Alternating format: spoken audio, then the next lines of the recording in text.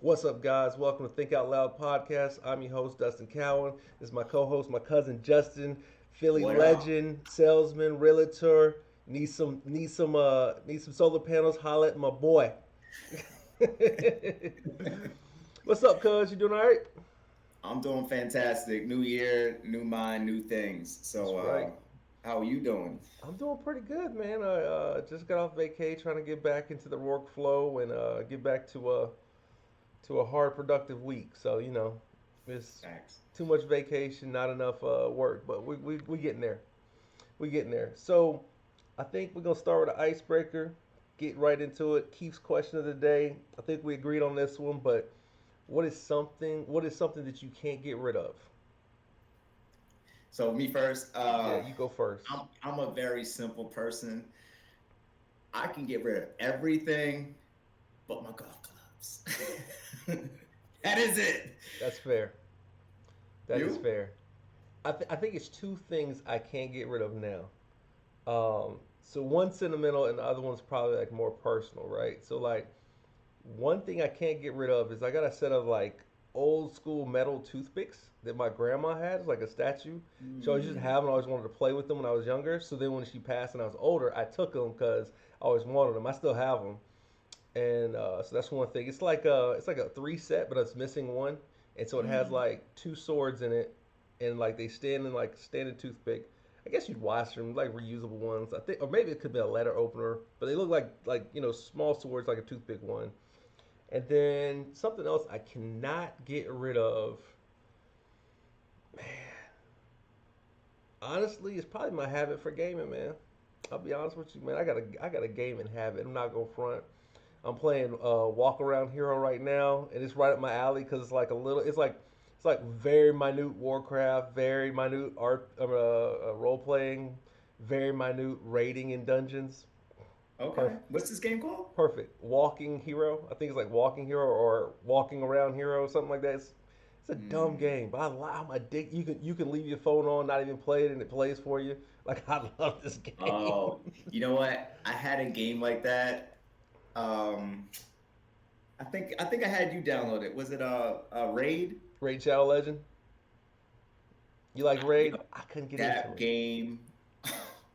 I deleted like 5 times, and I always bring it back. But Okay, right now it's on my phone. fair enough. Fair enough. I get it. Raid Shadow Legend. It's similar to Raid Shadow Legend esque, except it's like one hero at a time. But then you got a 5v5 and you got dungeons and you got raids, and then that's 5v5. But it's all Mm. your same character. So like you can make anyway. If you want to play it, play it. We're not talking about gaming tonight. But that's probably like the two things I honestly can't get rid of. It's like my gaming, my slight gaming addiction, and and again sentimental, my grandma's piece, and probably stuff from my mom. Like stuff my mom gave me is stuff for me to get rid of. Okay. But other than that, I could get up in the middle of the night and go. Like if you gave me that stuff, if I could find it where it's at, and it's on me, I'm out. Maybe my Yeah. laptop. That's it. Phone, keys, Yeah. wallet. I can do without all that stuff. What a while, of course. But yeah, definitely my clubs and yeah, maybe I have these shoes, these baby shoes that I got for summer. Hmm. They're the Cowboys collection thing. You know, I got Yeah, Cowboys, but I take that everywhere I go. I don't. It's something weird, but yeah, yeah, I don't know. yeah. Good question. Good question. So today is the fourth, and I think this interview came out maybe the second or the first. Shannon Sharp and Cat Williams. I Yes, don't know if you caught a little bit of that. I did. I So just watched it. I just want to say first off, I had been a fan of Cat Williams for a lot while. Like the first three specials, he said he had 12 specials in that interview. First three specials for sure. Like been a big fan of his. I get that comedy has changed and he has taken a different approach. Um, but I think after this interview, it kind of explains some reasons why a casual fan of comedy, which I probably consider myself a casual fan Mhm. of comedy, uh, would be swayed against the way he went about doing comedy or his comedy style or where he's welcome. You know? Yeah, it. So I'm definitely a casual fan. I know The the main headliners. pieces. Yeah, the headliners, but Yeah. I don't like some of the guys he was talking about. I ain't gonna lie, I had to Google them and see their face because I had no idea. Yeah. Um, it's kind of like, do you know George Carlin? I know George Carlin. George Carlin had a what do they call a residency at Vegas, and I went to see him in Vegas my second Oh time I wow, was so out you've there. seen him live. Yeah, George, I got a CD. George Carlin funny. Funny. So you know he wrote a lot of material for like a lot of people, like Richard Pryor, like Okay. a lot of legendary people, and like Red Fox was another one that I George didn't Carlin. realize he went that far back, but I knew he's been in the game a long time. Yeah, so Cat Williams to me, it seems like he's along that elk where he's the pure comedian, where he's actually writing the stuff. Right. And then it's just like music. You got ghostwriters, you got people that can perform it, right? Right. Like Drake can perform it. Like not saying he doesn't ghostwrite all. I mean, he has ghostwriters, but I'm saying like he's not a purist like all this. Like Nas writes all his raps. Right. You know what I'm saying? Cat Williams more on that level, and I guess he's been blackballed. The biggest thing I took away that, like, I mean, regardless whether you believe his story or not, but like from performance perspective, he said Ricky Smiley has been playing an old woman his whole career. He said that Steve Harvey could not continue stand up because he got ran off. I remember, I don't know, it never came out as a broadcast, but if you YouTube or you get a video of Cat Williams verse Steve Harvey, that was a real stand up joke off. Like, what do they call it? Like let's say if I crack on you, you crack on me, right? Right.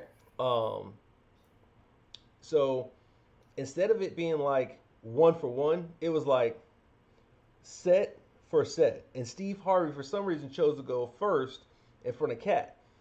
But Cat came into it as a battle. It was advertised as like a Steve Harvey versus Cat Williams stand up battle. Well, Steve took it as, I'm going to go out and do a set.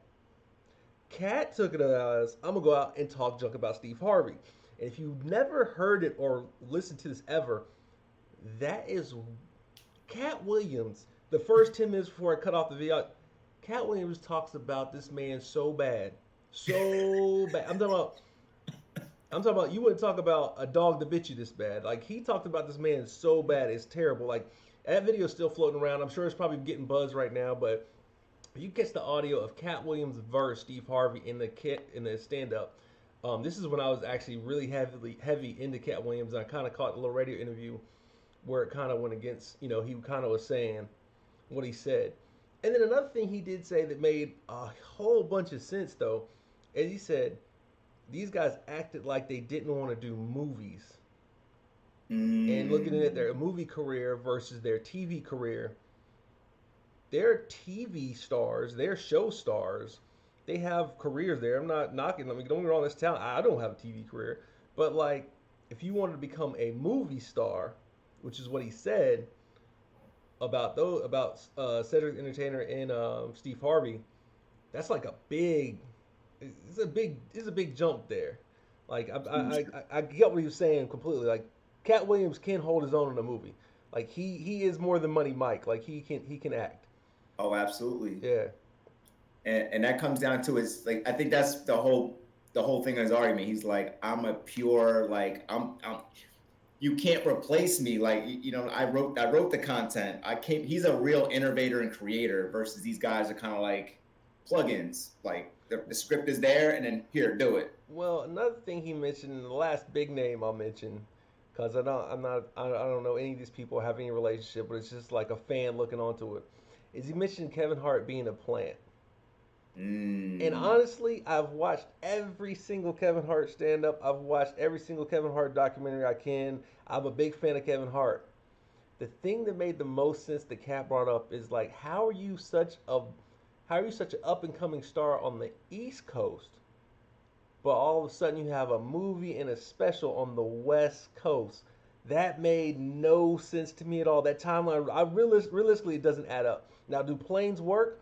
100%. The problem I have with the planes working and all the other stuff is his road manager, which is in every last one of his documentaries, probably every last one of his stand ups, The guy had a stroke recently in the last one. If you look at headliners, the one that's recently on Netflix, he's talking slower. I don't think he has function of one of his arms, and so that's the guy I'm talking about. I'm not trying to say anything about him, but if you find his face in the new one and go back into your research and look at him in the old ones, he was riding in the car with Kevin Hart between Philly, New York, Washington, Baltimore, D.C. He's doing the road tour with him. He's riding in the car with his road manager. This was his road manager at the time. This is the guy who's taking him back and forth places.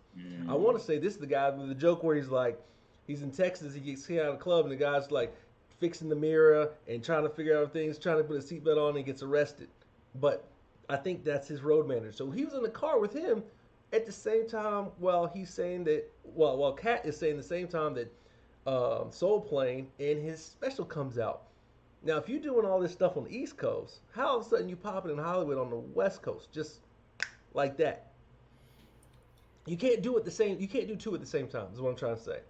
Like I couldn't do two at the same time. Like maybe you could do it in a year, but you can't shoot Soul Plane in a year and do stand-up specials on the East Coast in the same year. You got to sit down if you do Soul Plane. So like Kevin Hart's from Philly. Like he's from my town, right? Right. Normally, you know, and you hear like he would have. Kevin Hart wasn't like a major headlining name. Like Cat Williams is right about that. No one was lining up. He was like performing at the Laugh House, like something small, like maybe 50 to 80 people. You know what I mean? And then boom, Soul Plane comes out, he blows up. Right. It's not far fetched. It's not. It's just one of those things I guess we're gonna have to watch and pay closer attention to. Apparently, it's been some backlash. I haven't seen any of the rebuttals. We'll put a pause on this one and come back to it. He's tend to tweet. Oh, okay. You know what the tweet was? He sent it. It was one of the videos on YouTube I watched. And it was pretty much saying like Cat Williams comes out of the woodworks every 3 to 5 years with the same stuff. Just mad. He just sound like an angry champion, pretty much. Like mad that he's not where he should be. You And know, then the guy who made the video went further and was like, well, the jealousy could have stemmed from when Cat Williams had that probation thing. right? He had gotten a role in a movie, but instead of Cat Williams getting a part, Kevin Hart ended up getting a part, and that's kind of where the beef started. I'll be honest with you. I think it's more like a Prince Michael Jackson beef. Ooh. Kevin Hart's Michael Jackson. Prince is Cat Williams. Prince did it independently. Cat Williams said he funded all of his specials. Cat Williams said his first special was $22,000. He funded that. That makes sense. Look at the very first one, the very low production. See, I got this DVD. I have the one he shot in Cleveland. Okay, so he reshot that same special in the green suit, the one where he goes, Michael Jackson, I'm a boy. Like that one where he's in the green suit. He shot that one before in Cleveland, Ohio. And Mm. so he shot that special twice. There's a low budget version of that one, and then there's the high budget version of that one where he does it in Atlanta and he gets the Dipset chain. That's another special, but it's a similar special. If you get the original one, and the reason I know about the original one is because I worked at Best Buy, and sometimes if they caught enough traction, you get bootlegs at Best Buy. This is back in 2004, 2008. If you Right, looking up, bootlegging yeah, era. you probably seen the special because I had the joint on DVD. Anyway, so Right. like, yeah, so like this is Myrtle Beach days. So right, this is the same time period. So like, I know that special was cheaply. It was a low budget special. Like that's the one he funded, and then he reshot it again in Atlanta. That's where he gets the Dipset chain from Cameron. So, all right, before we leave this topic, there were some names he didn't mention, right? He didn't mention Dave Chappelle. He did mention Dave Chappelle. He did, He respects Dave Chappelle. David Chappelle and Cat had a beef. but there's respect there. And then Eddie Murphy is never really mentioned in any of this stuff either. I don't think Cat has association with Eddie Murphy whatsoever. So, do you know Eddie Murphy has all the records? Oh yeah, So, because he kind of responded to the whole Kevin Hart thing, where Kevin Hart was kind of like bigging himself up to be the greatest of all time and all that, or right. he broke some record, and then Eddie Murphy was like, "I guess I got to come out of retirement to break this little record real quick." But Eddie Murphy's never really mentioned in any like these comedy kings of comedy type. It's interesting to me. It's the difference between honestly, and it's kind of I'm gonna use a Kanye West quote. He says, "What's a king to a god? What's a god to a non-believer?" Like honestly, these dudes running around talking about crowns. Eddie Murphy is god tier. That's that. Like I mean, if you really the last living super legend of comedy is Eddie Murphy. He's got all the accolades. He's got Saturday Night Live.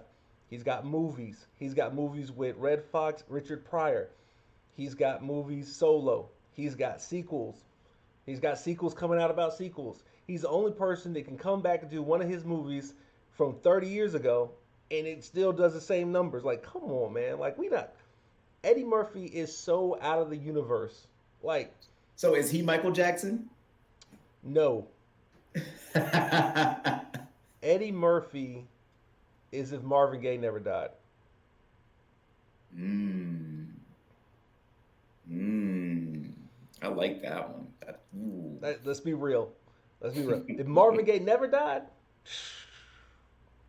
I don't even think we have an idea what would happen. But yeah, I'm trying to think. Um, no, That's a good one. so Dave Chappelle would be Kobe, Kevin Hart is LeBron, and then Eddie Murphy is Michael Jordan, in my Where's opinion. Cat Williams? Cat Williams is like, Is he AI? it's tough to say who Cat Williams would be if you put him in the league Pound for because like pound, his just his success is equal to, let's say, like his production. Let's How about this? His production is probably equal to, in other words, like the amount of work he did put in is equal to someone as Kevin Hart's work ethic. You see Kevin Hart's work ethic, but Cat Williams, I believe, has the same work ethic. The difference is that they went about it a different way. One did it independently of Hollywood, independent of the limelight, and another one does it with Hollywood. And I think that's the biggest difference between them. Like that's the that's why I say it's more Prince and Michael Jackson between those two. So if you put Cat Williams versus Kevin Hart toe to toe on the line, like he said in an interview, who is who? I'm gonna go with Cat Williams. I'm gonna go Kevin Hart. Really? And the reason I say I'm gonna go Kevin Hart is because I think Kevin Hart would start talking like he did his first two specials, and I think Cat Williams would stay in his new style. And I personally don't like Cat Williams' newer style of comedy where like he said in that, he said like you don't have to say the R word, you can stay special needs.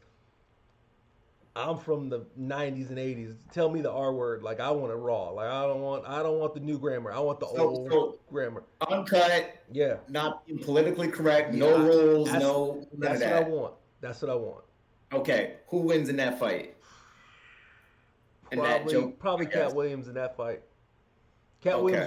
Cat Williams will go over that top. Cat Williams will start talking. I think Kevin will cap. Cat Williams won't cap. Mm. Speaking of comedy, though, did you catch the Dave Chappelle special? Dave Chappelle special was I watched it actually 2 nights ago. Good. I'm glad you saw that one. I watched it about 2 nights ago, and my favorite thing was his opening monologue about how he talked about how he met Jim Carrey, but Jim Carrey stayed in character, and then he said that's how he feels about T. I'm not going to use that word because we just starting off, and we don't need to get canceled before we get started.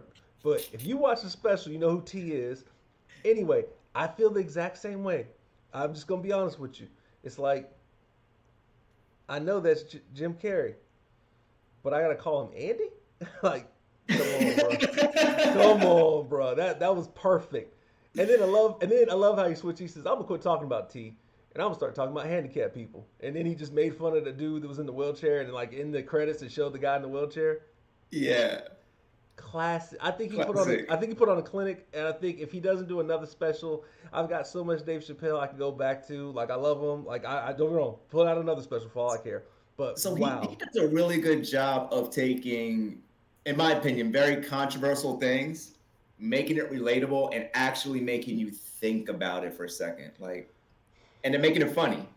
you know You know, my biggest problem with today's era is everybody thinks they above a joke. correct. And it's just a joke, It's a joke, man. And I get it. Not everything is funny. Like you could say stuff to me that might not be funny, but it's funny to somebody. Like for real. I'm not lowest man on the totem pole of the jokes, but I'm also not the first man on the totem pole on jokes. But Like there's a lot of jokes. It's a lot There's of a ton of jokes. jokes, and it's like I think we're in a society now where it's so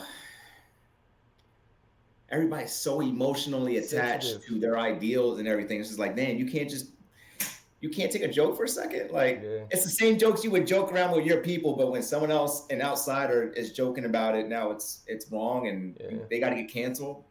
You, It's I don't know. so what I It's forget. I was listening to a comedian recently. I don't know. I watch so many podcasts and listen to so much stuff. Comedian recently said, "The oppressed are who can talk about the non-oppressed." So, like prime example, the example he used is Monique. Monique can make all those skinny girl jokes, but if a skinny girl made a fat girl joke, mm, fat people will be up in, or fat girls will be up in the upraise, right? correct. Prime example, black comedians can make jokes about white people, White but people. white people cannot make the same jokes about black people because the Mhm. oppressed people can laugh at the non-oppressed, but the non-oppressed cannot laugh at the It's oppressed. The problem is everybody feels like they're oppressed to a point, and it's drying up a lot of entertainment. I'll be honest with you. Like, I'm sorry, you got stop being so sensitive. Like, I've been to butted jokes, I've been talked about bad craziness, and it's just been wild, no, So it's true, and stuff like you can we can go it can go it can apply to anything, right? Like there was stuff that Michael Jordan did back in the day that if LeBron did it today, he would never get rid. Like he'd be out of the NBA by now. You know what I'm saying? yeah, So yeah. it's just everything's out because of social media. Everything's out in front now. You got everything is right there. Everybody's got a camera phone. People watch someone get stabbed to death versus helping them. They'll Right. rather film it for the clout. Like, Yep. oh, I was the person to get this guy stabbed. Look, versus Yeah. helping the guy. Yeah. Prime example: the guy in New York. Do you remember that? He got stabbed with the machetes in the Bronx. And it was like Oh, right in the middle, like of an apartment complex or something like that. so basically, these guys they found this dude, and they he looked like the guy, but it wasn't the guy that had sex with the little sister. So he got stabbed up and literally across the street from the hospital, like trying to crawl to the doors. Nobody's helping him. They filmed him, and he died. And it was like not like 20 people; it was like 100 people filming this guy, and he died. And he was the wrong guy. To play devil's advocate, like don't get me wrong, like if you got your phone out to film, you could call first, right? So like you could call.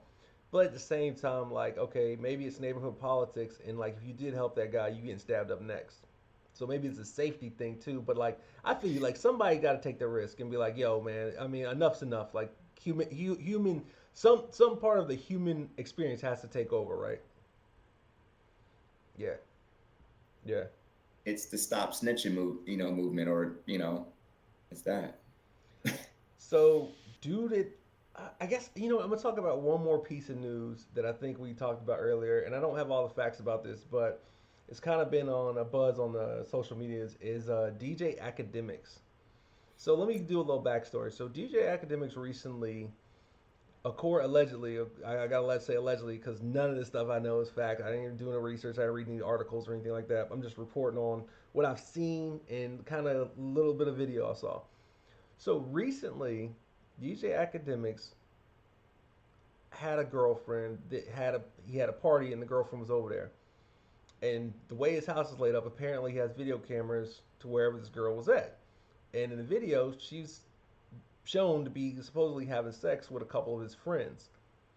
So he goes to break up with his girl and says, "Yo, did you have sex with all my friends?" And she's in total denial. She's like, "No, I didn't have sex with any of your friends."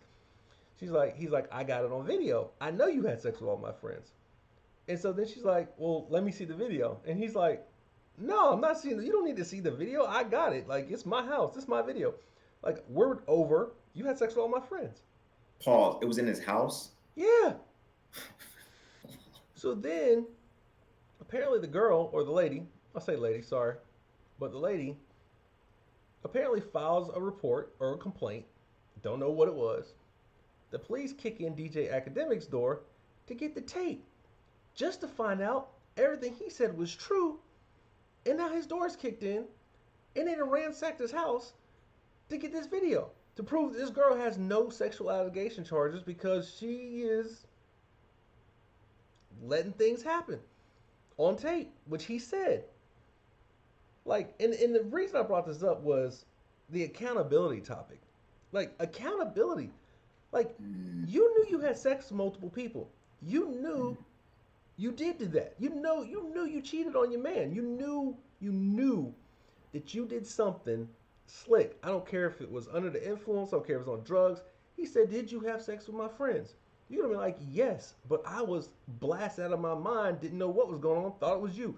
Anything other than a yes right there is not accountability. But then to go so far to keep the lie, you call the police on your ex man to get the tape back that shows that you did exactly what you did. mm. And I'll say this: this is why I think it's going to be so much more important to where, not to harp back on what Cat Williams said, but the truth. This is the year of the truth. It's time to hold people of that caliber. I'm not going to say women because men do some crazy stuff. Women do some crazy stuff. People of that caliber got to start suing for defamation. Got to start holding them accountable. Got to start. Um, you got to start accountability. Somebody's got to be accountable. Accountability. It's a forgotten word, man. It's a forgotten life. It's forgotten everything. Like no one holds himself accountable. I'm not gonna say nobody. A lot of people don't, and Yeah.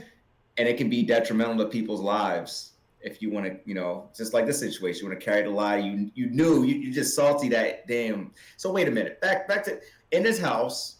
Mm-hmm. His friends are there alone with this girl, or is he home? He's home, but he's doing something else. Like he might be upstairs mixing. He might be, he pods from his house. So like he might be upstairs checking equipment. He might be talking to somebody else. You know, his girl got finessed by mans in them. His And it man's was probably multiple guys at the same time.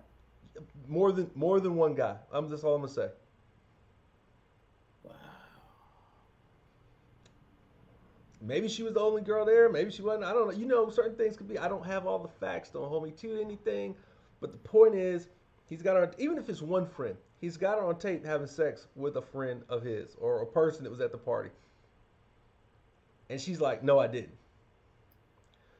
You've been over here before. You see these cameras. Like, you're really gonna lie to my face? Like, I got audio and video. It's in color. Like DJ Academic not broke. Like he ain't, I'm not gonna say he's like the richest person, but he ain't broke. He's made this podcast and live stream and all this other stuff, hosting, work for him. So he could afford a house. He could afford a security system. I believe those two things are true. If he said, "Dustin, I got you peeing on the toilet in my bathroom," I'd be like, "That makes sense. You probably got. I might have trickled some pee on your toilet. Yeah, why not? Like, you got cameras in here, bro. Like, why would I gotta lie about the stuff? Like, it's just. That's And the problem I have with it is like think about how south that goes. Like, okay, here's my problem with it. Admitting the truth doesn't cost anybody anything except a relationship. Lying could have cost him his life. If the police kicked your door in, if the police come over and take his footage, what if he'd have been like, "Nah, y'all not taking it," and they shot him because he got something on him in his own home, which should be technically legal. it's just why would they kick this door in over a video like that? Just that alone. He must have got the warrant. It might have been some other implications there, but I mean, like for instance, if I mean, right now we've got a couple of what is the thing? They Just a got white woman. the reporting act is all the way to 2027, so they trying to get some scumbags out of here. So I gotta look into that one. That's wow. yeah, that story we're gonna put a pause on that story, probably come back to it, but that was just one of the ones that I had written down for accountability because it's like news, what's going on. But like let's get back to something a little lighter, more I guess That's wow. applicable to the cause. So just been a holiday season, and the question is, everybody says, "Oh, where you going for vacation?" And I want to say so bad, going to go spend time with family is not a vacation. That is called family time. Family time versus vacation. What is family time and what is vacation to you? Okay. Uh, ooh, that's a good one. I think I will say this. I do believe. I think it is possible to have a vacation with family. However, I think it depends on the setting. So I'll give you an example. If it was like the guy cousins, and we all decided to go somewhere. And it was like a guy's cousins trip, like a guy's reunion, and it's like we all get together once a year and we do our thing. Cool.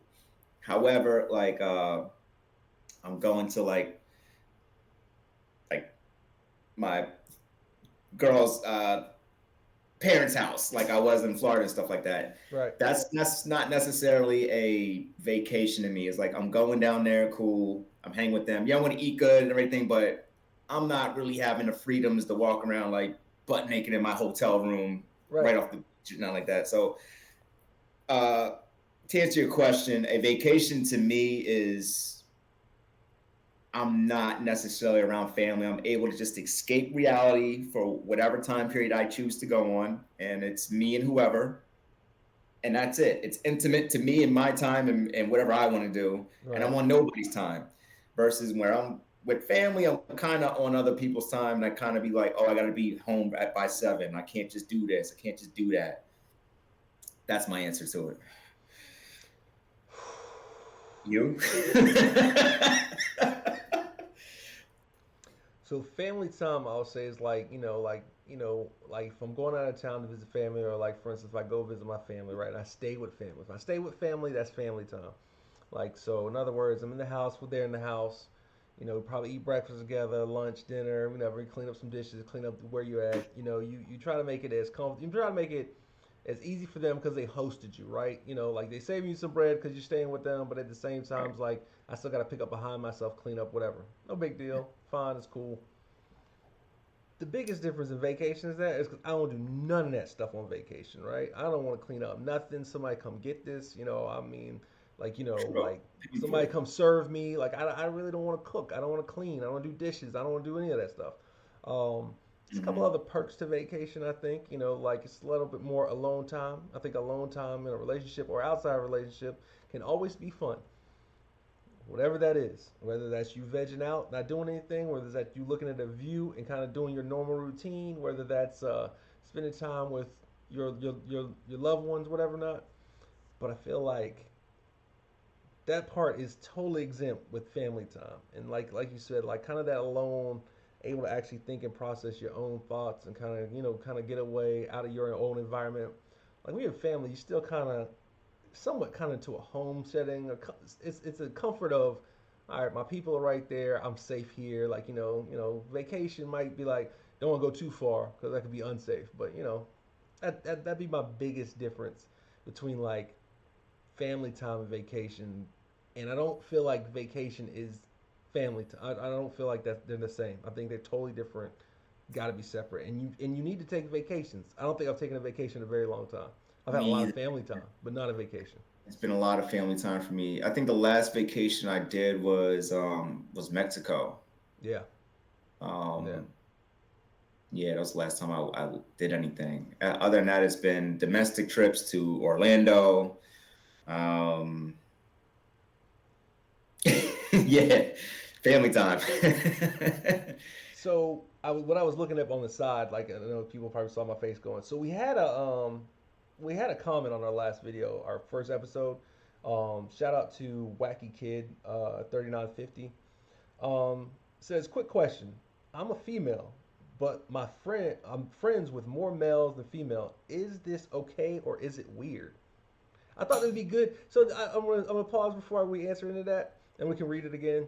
If you guys leave a comment, if it is kind of like on track with what we're trying to do, we definitely shout out your name, put your comment out there, and appreciate leaving a comment. By all means, like and subscribe. Trying to get this YouTube again. My goal for this, hopefully in the next 50 plus episodes, will be to get to 10,000 subscribers. That might be far shooting, but we'll see how it goes. That's my goal, first goal anyway. If you leave a comment like that, something similar to that, we'll definitely try to get to it and answer the questions for you.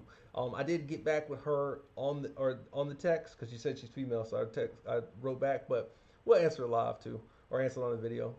What you got, man? All right, one more time. The question, one more time. One Question more time. is, quick question. I'm a female, but I am friends with more males than females. Is that okay or is it weird? Hmm. That's a loaded question. I need a little bit more background, but I will say that's tough, We man. all know the home girl. Um, it's a lot of factors in that one, but I'll say this. I'm not sure if it's okay. I'm going to probably say probably not. So I'm gonna disagree with you. If you're trying to be in a relationship with it depends on the man you're trying to be with too, Hmm.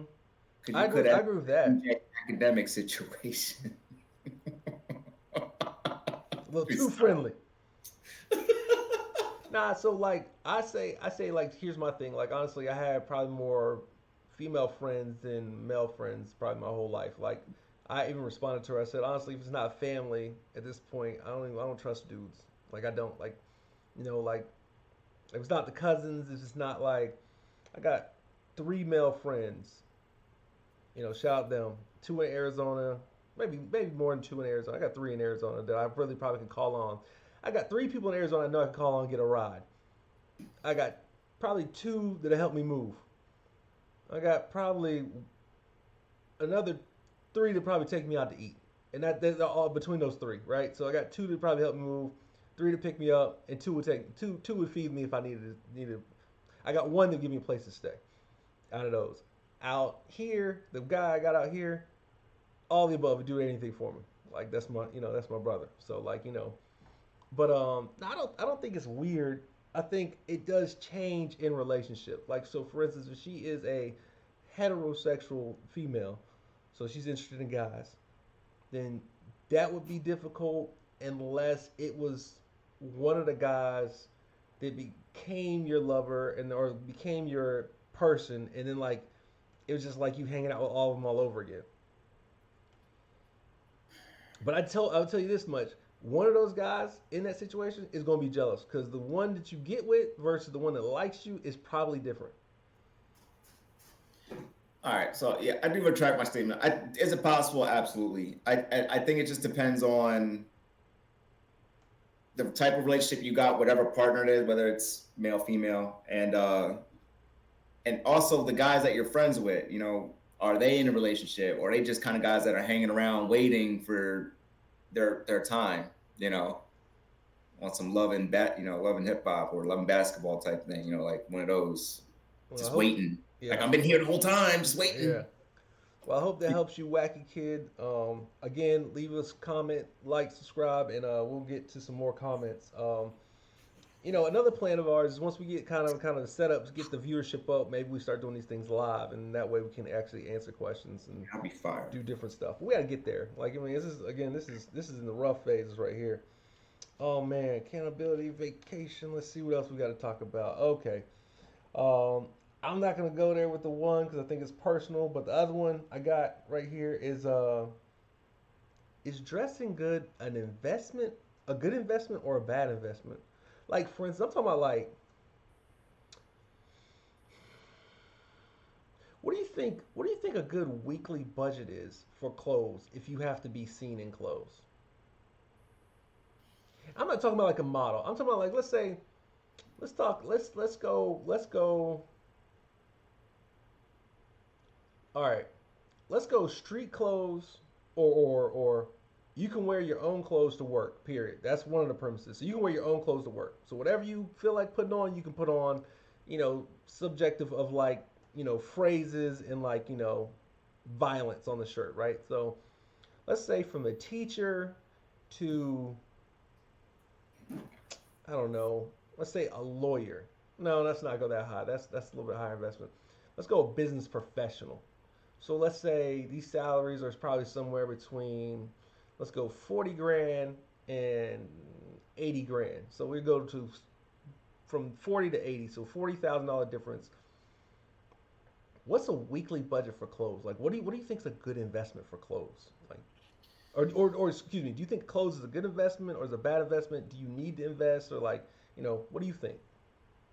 Okay, I think that's a question where it really depends on like what your profession is or what you're out to do, right? If Right. you're someone that's out in the public, someone trying to make an impression, trying to gain influence, I do believe your style and your what you're wearing is very important. So But someone if you're like so yourself. Say what? Someone like yourself. Yeah, so like someone like myself, I'm always in front of people, so I am giving an impression. I'm selling myself at the end of the day, right? I'm Right. in sales. Yeah, I'm selling a product, but at the end of the day, I am selling myself to gain a relationship with somebody. That's really what I'm doing, right? I'm trying to build relationships and networks. Yeah. Your first impression is everything. If you look like you're successful, you smell like you're successful, you walk and talk like you are, people are going to believe you're successful. Whether or not you are or are not is irrelevant. You just have to keep believing that and it will become. Yeah. On the contrary, if you're someone that is playing video games all day, maybe a laborer, maybe you're kind of in like regular dirty clothes all day, but you have like one or two, three clean outfits or you clean up well. So to answer your question, I do believe it's possible to style yourself with different textures Mm-hmm. at a reasonable budget Mm-hmm. and to put different lays and things together to look expensive without being expensive. You don't have to wear name brands to you know what it was Jalen Hurts. They were breaking down it was one football game, I forget, when he came dripped out, he was all in like Gucci, like his Gucci jumpsuit, and they were like kind of judging his outfit. I think Cam Newton was judging it, as a matter of fact. Okay. And he was bringing up like, because I think Cam Newton has an interesting style, but it's his style, right? He owns it. He gets paid for his style now. See what? He gets paid for his style. Like the hat. If you want one of them hats, that costs a grip. It Like, costs a grip, yeah. right? But he's made it that, He's made it that. Yeah. So I think it's possible. And he was just going there like, hey, that's awesome. Anybody can just throw on designers. To me, that's not really style and Style. fashion. To me, it's about, can you take something cheap or put something together and make it a collective? So that's my answer to it. Me, I don't spend a ton of money on it. Like maybe in a month, because I'm still trying to become the millionaire. No, I don't. I have some nice items. I have some custom Italian suits, but maybe 200, 250 a month. So like Elon Musk and the guy who owns Facebook, they wear the same outfit every day. Correct, but they're not really fashion dudes. You know what I mean? No. No, they're not. They don't need that. You know what I'm saying? When you So get to a certain level, you don't need to be. You can wear a black t-shirt every day. It's so I I own guess I guess Facebook. I guess here would be my answer to the two things, right? Okay. Now, when it comes to suits, like suit and tie, I can't tell you.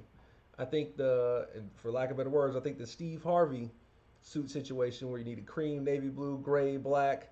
Um, what was it? He had one like two other suits. Like it's five suits. Was it the black suit, navy suit, cream suit, gray suit, and brown suit? And Mm-hmm. then you do the same with the shirts. I think that's perfect for anybody in business because it gives you 70. What he said, 74 or like 140 plus outfits, something like crazy like that, and all of Mm-hmm. them go together. I think that's amazing. I think that's probably my formula for suits, just for low budget. If you can do that, I think if you can pull that off, it might sound Mm-hmm. boring, might look crazy, but if you can pull that off, that would probably be my suit intelligence. For people who are like laborers, which is kind of more to my thing, I'm not gonna front. I talked to a couple of contractors, and looking neat sometimes definitely plays a part. But like, I think in those situations, you need to brand yourself. So like, spending the money on the clothes is great, but spend the money on the clothes that advertise yourself, right? So like, for instance, if you got a plumbing, electric business, or like a contracting business, put your contracting business on your shirts, on Which your logo? Right. sweatshirts. Like, I think honestly, like, I look at people in the podcast space that like got all this drip and stuff on like that. Yo, man, if we get going, I'm gonna put our merch on. I'm not. I ain't. If this thing goes crazy, let's say like it happens to go out of there, like I would. It'd be nothing 100%. but TOL stuff. Like maybe you catch me off of it sometimes, like you caught me slipping or I'm out of town or something like that. But for the most part, it's not gonna be like I'm not advertising anybody's stuff anymore. I just refuse. And it's funny you say that. I haven't really bought any name brand anything, even shoes. I haven't really bought anything name brand that's overpriced. Or I have a lot of the same clothes from a decade ago. Yeah. I just take really good care of my clothes, and you would never know. Like I wore something yesterday, some compliment. I was like, man, this thing is 10 years old. It's You know what I mean? crazy. Like, Yeah, I but got it's I got it's just my confidence and how I wore it, my personality Yeah. that made it seem like, damn, how much are they? You know? And sometimes you have like those forever pieces. Like for instance, I got like a zipper jacket, and maybe it's like a Oz, what is it, Azad, I think it's Azad, right? It's an Eyes Azad up. jacket. It's solid black, and I got a solid burgundy one, right? And I probably had those jackets now, probably, I don't know, maybe close to 10 years now. You'd be surprised. Like everybody's like, man, I really like that jacket. It's a nice jacket. It's like an everyday jacket. Like sometimes you catch a forever piece. And like if you can catch those clothes, like sometimes, like you know, and sometimes it takes a while for them to become forever pieces. But like if you catch like some forever pieces, like I think blue jeans are forever piece. I think Tims are forever pieces. I think certain jackets, like white tees, black tees, like white shirts, black collar shirts, white collar shirts. Those are going to be forever pieces. Like you're going to need one of those the rest of your life because that will get you in a room or get you a certain look. Like it's not necessarily stylish, but it's always going to be in style no matter what. Do That's how I you kind of dress. do you believe the era of buying the big name brands is dying? No, You don't think so? no. And the reason I say that is because for every consumer intelligent person that becomes, there are 50 more unintelligent consumers. In other Mm. words, I'd say out of 100 people, you got what? 7 leaders? So 7 of those people going to do what they want to do no matter what. If that's Brandon, if that's my stuff, that I'm going this way, right? The other, what, I said 7, so 93 people going to follow them. So if one of them buys it, 93 of them going to have it. And that's the problem. The intelligence of the spending on name brands is never going anywhere because the new one's coming and people need to look fresh. And the only reason you need to look fresh is because somebody else looks fresh. And the reason that is because you're insecure about your thoughts of looking fresh. I don't ever think I dress the greatest anymore. I'm gonna be honest with you. I think COVID killed my dress style. Like I was wearing pajamas. I've been wearing pajamas since COVID. I've been wearing pajamas since 2023. Like let's be real. I wear sweatpants, and then like if I gotta go work in the mud, like I put on some jeans and a white T-shirt and a long sleeve or whatever not, so I'm gonna eat my mosquitoes. But for the most part, I'm putting on pajamas the rest. For what? I don't have to wear dress slacks anymore. I don't have to wear jeans anymore. Outside of jeans, I'm gonna get messed up. I'm not putting on that stuff. I don't care. Like I do not Mm. care. Nobody is coming to see me. You're Right. not. I'm in the exact opposite spectrum where it's like I want my casual to look like, whoa, like damn, you got a lay on today. Like, and Right. I'm like, really? Yeah. I'm just here for happy hour. Like, And this is it's horrible. different strokes. You know what I'm saying?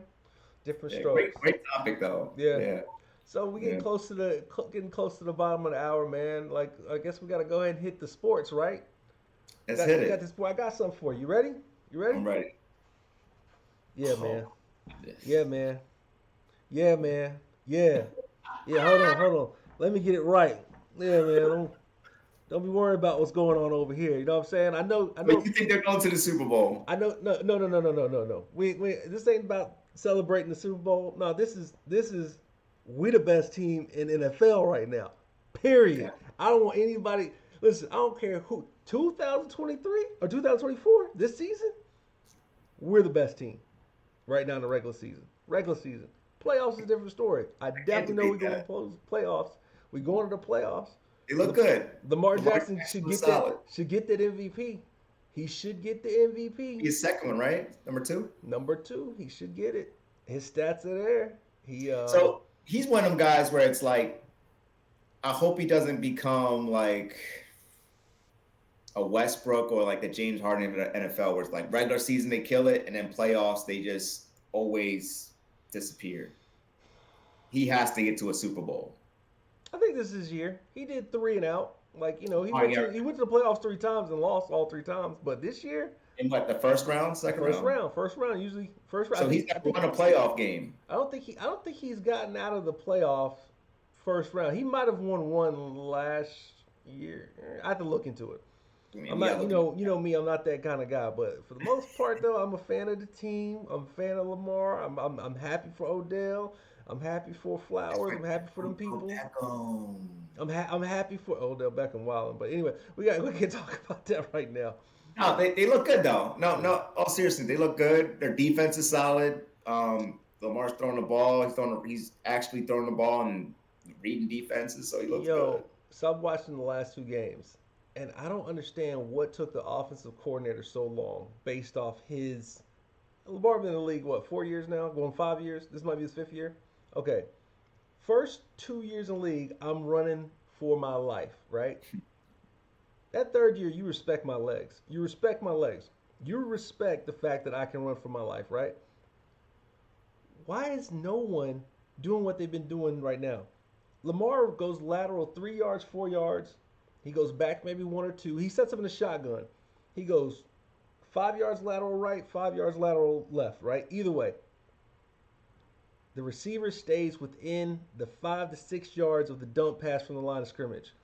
He dumps it over the defense right to the receiver, regardless if that's the running back, the tight end, or the wide receiver. They stay close because they respect the legs so much. They rush so you have limited people on.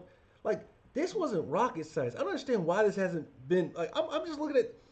I think out of every 4 plays, I'm gonna go four because it's 4 downs, whatever. Now, every 4 plays, that play works 2 out of 4 plays every time because they respect the legs.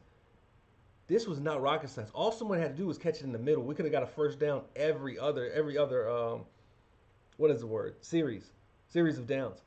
I don't understand like what is taking so long for this offensive coordinator, this offense to finally figure out if I give him one weapon down the middle, if I give him one weapon 7 yards from the line of scrimmage, if I keep someone close that can just get open, you don't have to go far. Just get open.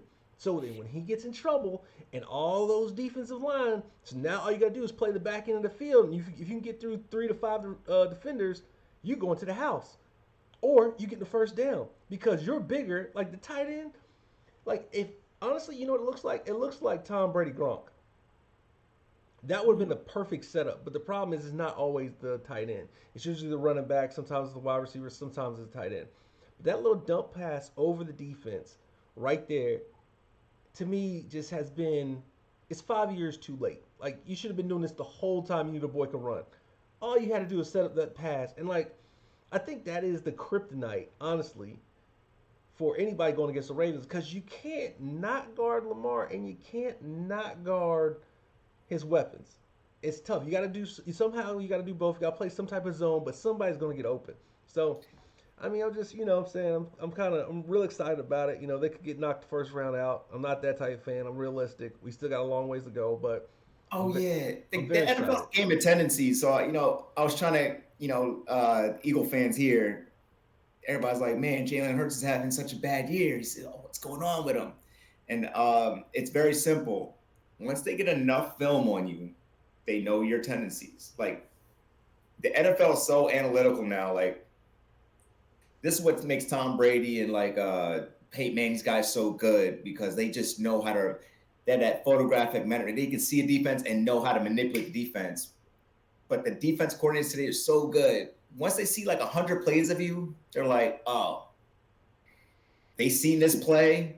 He runs here. They know where he's going to throw it. They know the percentages and the odds of him throwing to the left side on press. They know all this stuff. So it's really a chess game of controlling time management and possessions and downs.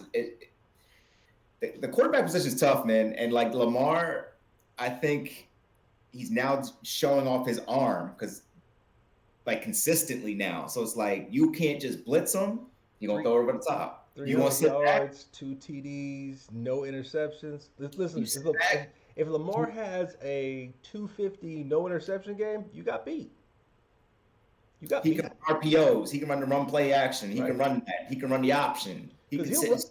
Another thing too is like he's not one of those. He's a double threat. So like if he's throwing the ball 250 yards, what do he run for? What do he rush for? Because he probably rushed somewhere between 75 and 100. Now lately he hasn't been really getting those 100-yard games, but when he does have them, you can't stop that either.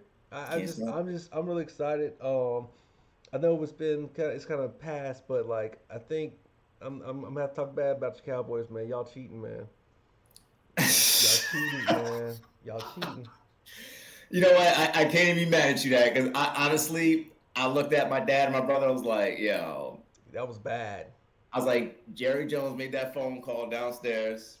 You know, they just had that very emotional speech by Jimmy Johnson at halftime, Yeah. right? How about them Cowboys, right?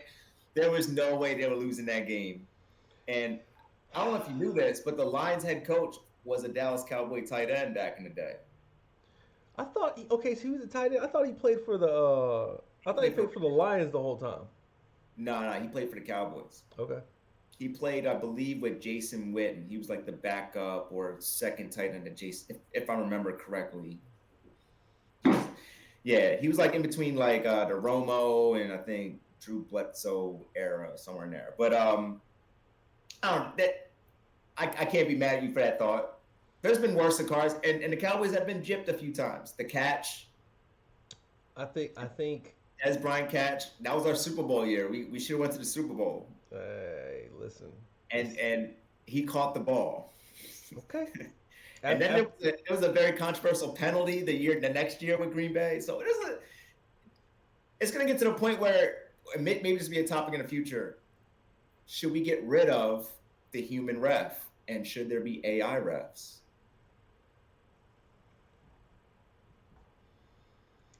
you talk about putting some people out of some jobs, man.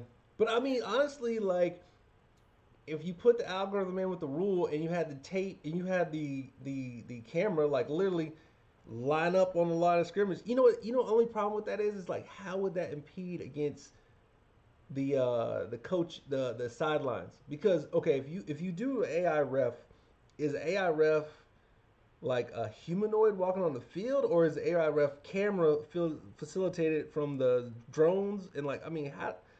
A little bit of both, and it's you do it by ratio. There's holding every play. There's pass interference every play, right? These things happen every play. It's That's just a true. matter of when they want to call it. So you just set them up where it's a ratio of, and you can do it by quarter. And in fourth quarter, maybe you let them play a little bit more in the fourth quarter or whatever. But you just set it up where it's like because that's all they do. These human refs, they have Yeah, a certain ratio. They see it like 4 or 5 times. All right, they're gonna throw it the fifth time. It's a important part of the game.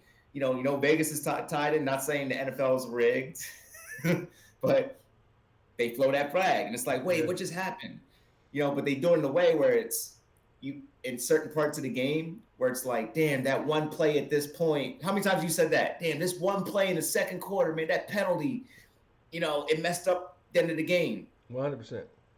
100%. Uh, So yeah, I I think. think there's a time that the AI ref is going to be there, though. It's Oh like they'll start yeah, one. but I mean, like and I guess what they'd have to do is very set the AI ref to sensitivity level, right? So like for instance, okay, there is an amount of human error in a human ref, right? But is a human ref doing 100%, or are they shooting about 75% of the calls? Are they getting 75% of the calls right, or are they more like 65%? So if you Ooh, that's a set the AI ref to like a 65% rate, to where like they're catching like okay, slight holding, slight this, slight this, slight that. This was major. That was blatant. Like everybody saw that. We all saw that. That's a foul. Like how would it go? How would it work?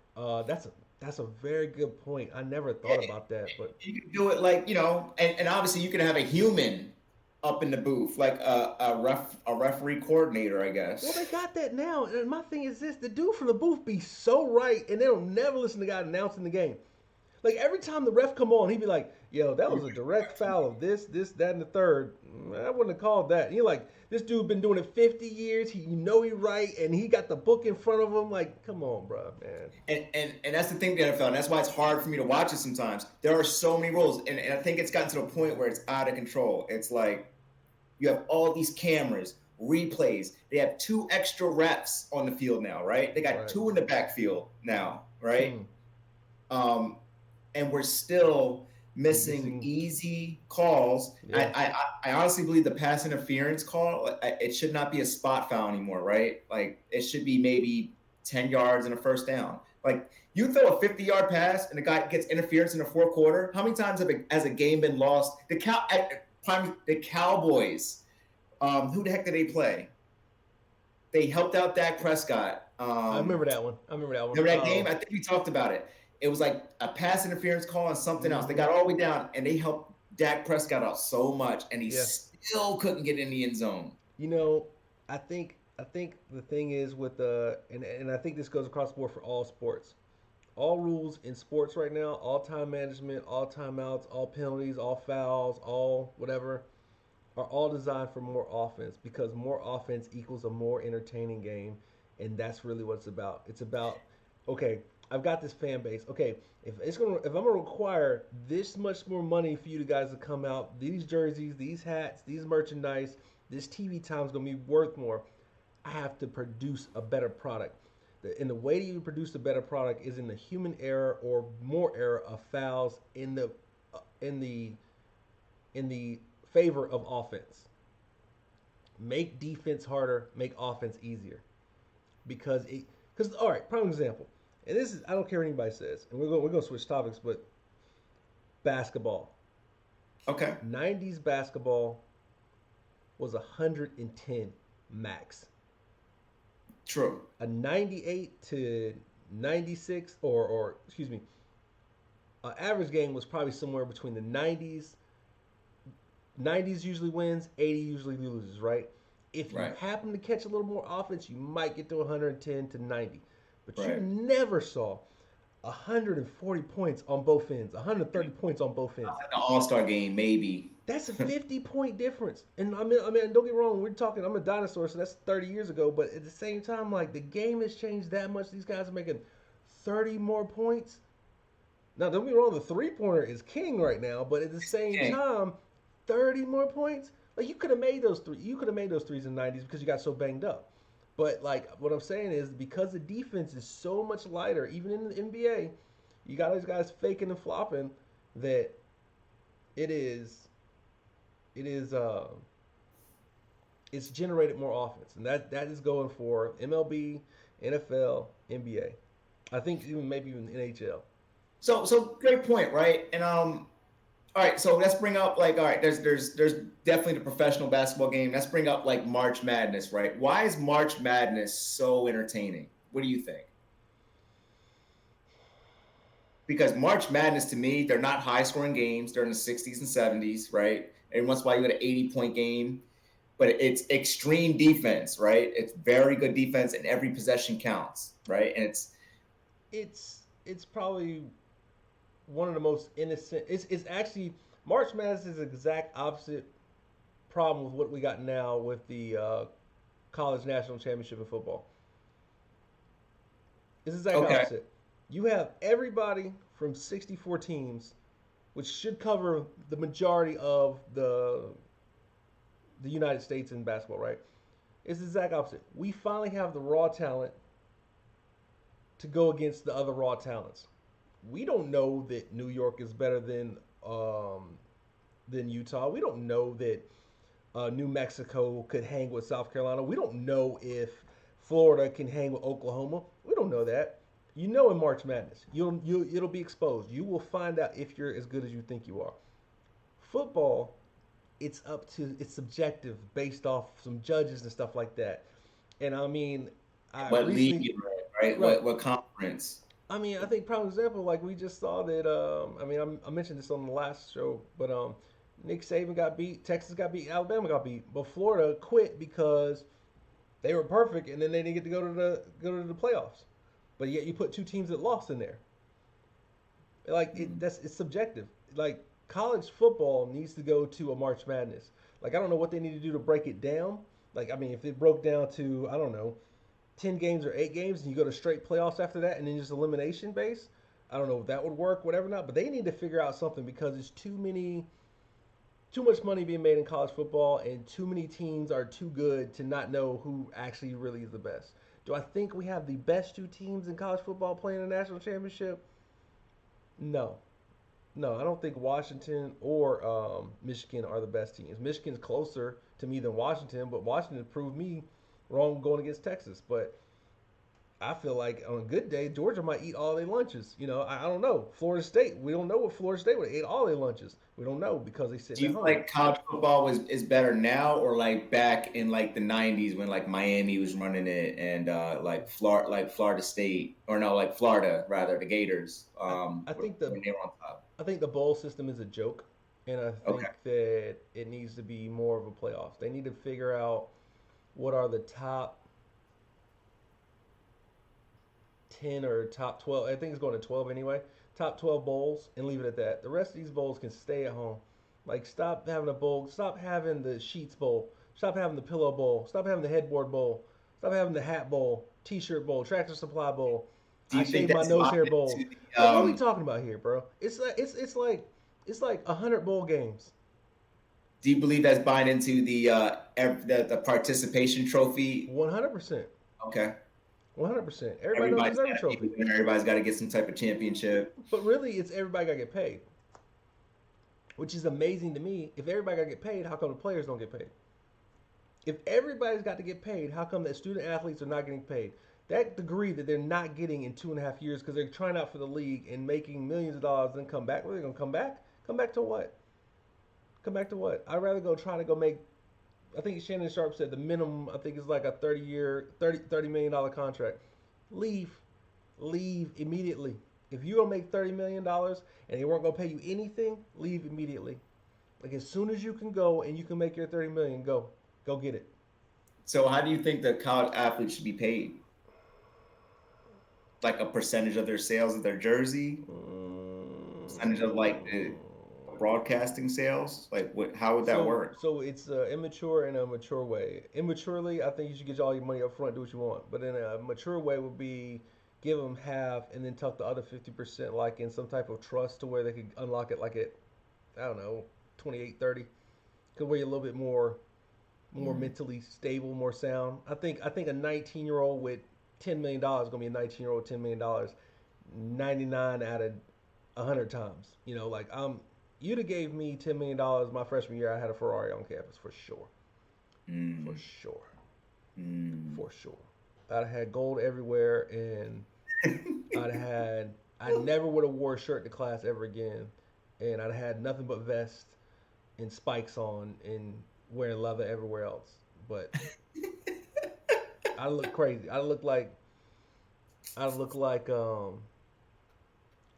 one of the extras on the Bad video of Michael Jackson. That's what I look So like. in trust, they get that they get I guess some kind of dividend or whatever. They get their money in little bits and pieces every month, Yeah, right? And a certain age, and then it gets spread. maturely, it should be spread out.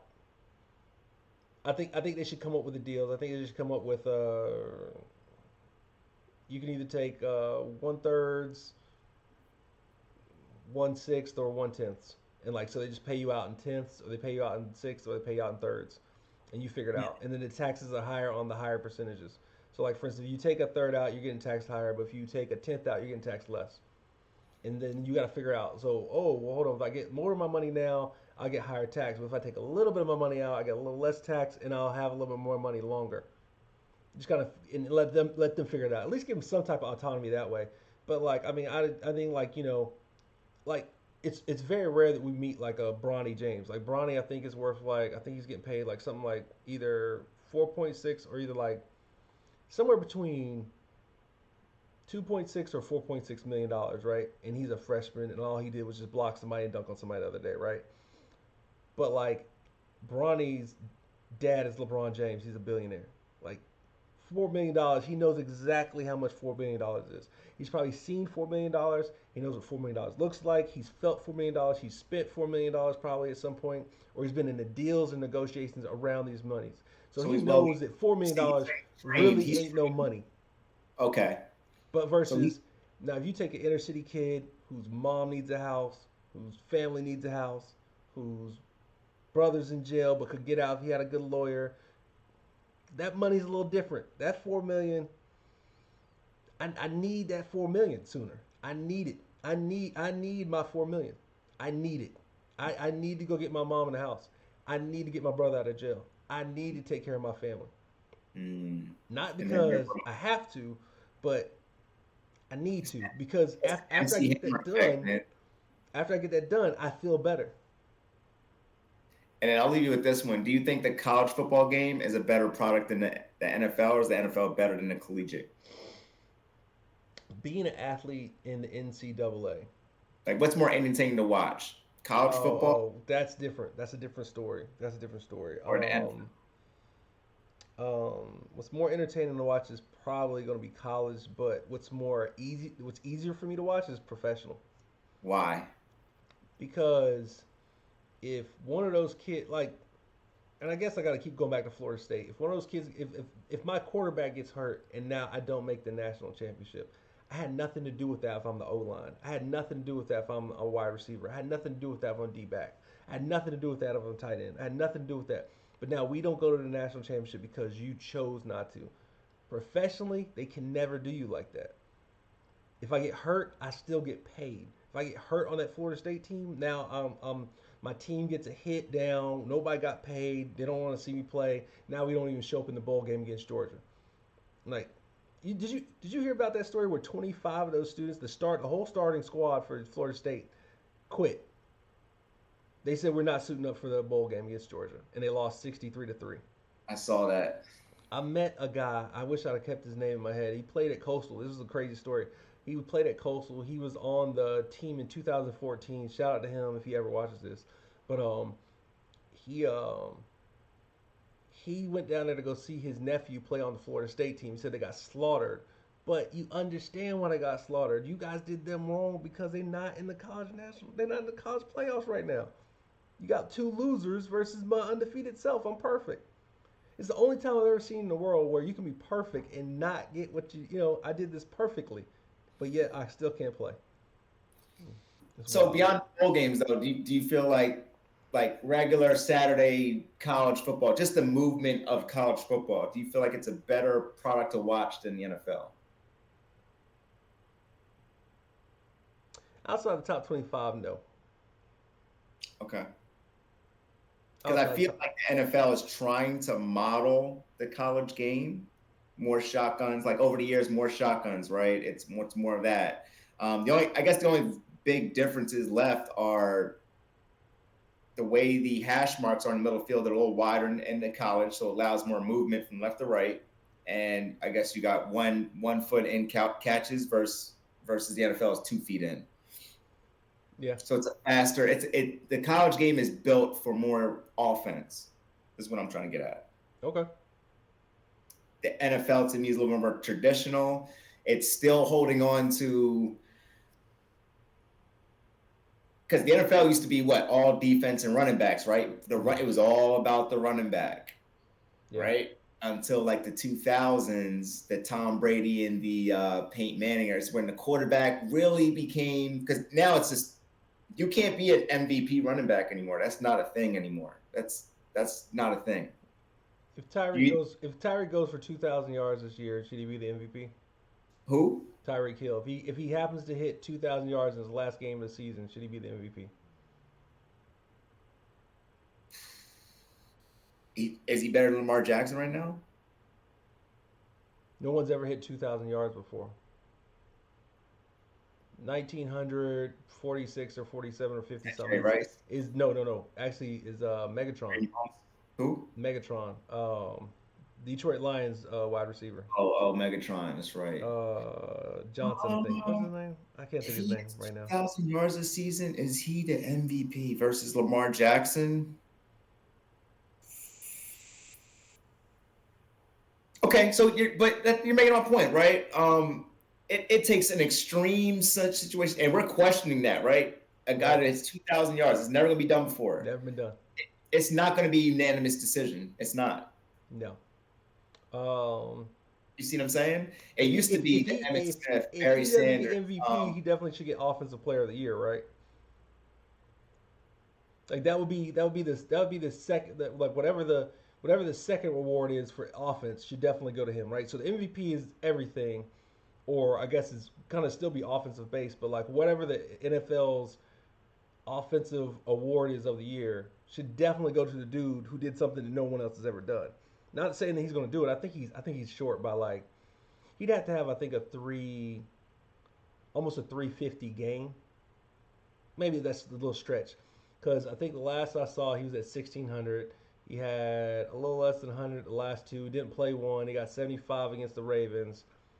So he's close to like 17,000 or 18,000 yards, right? So he needs probably somewhere between 250 and 200 yards this last game to make 2,000 yards.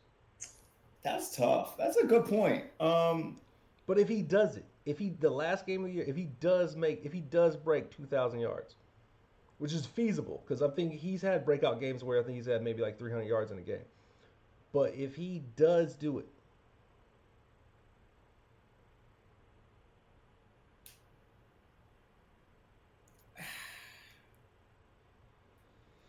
I'm gonna say probably he should, right? But at the end of the day, it may get overshadowed by what Lamar Jackson's doing right now. 100%, yeah, yeah, You know, 100%. so to me, the NFL should maybe break it up. Maybe we should have like the most valuable quarterback that year, the most valuable running back that year. You know what I mean? Like versus the MVP, because football's such a team-oriented game. But it's Lamar tough. Jackson can't do it out with that line, right? But it's tough to Tyreek Hill, separate. you It's, separate it. Tyreek Hill can't yeah, do it out to it throwing that ball on time. right, He can't do it.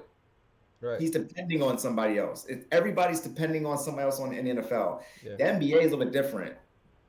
yeah, You know, like Joel Embiid, you know, he can create his own offense. James Harden, the Steph Currys, they got more control. It's more, you got more utility of the ball. NFL is more like position. Like you can't. Tom Brady doesn't get those championships without those defenses. You know what I'm right. saying? Without the coaching, without the line he had. You know, not taking anything away from Tom. He started to do what he had to do, but he doesn't do it without those teams. True. Look, man, So, I'm gonna close it out with that because we over by like 15 minutes. oh I wow, could let it rock, but it's like 9:30. no, you good. But yeah, man, listen, thank you again for watching, like and subscribe. This is Like Think and Out subscribe. Loud Podcast. I'm your host Dustin. This is my cousin Justin. We What out. up? Peace. Peace. Oh snap! There we go.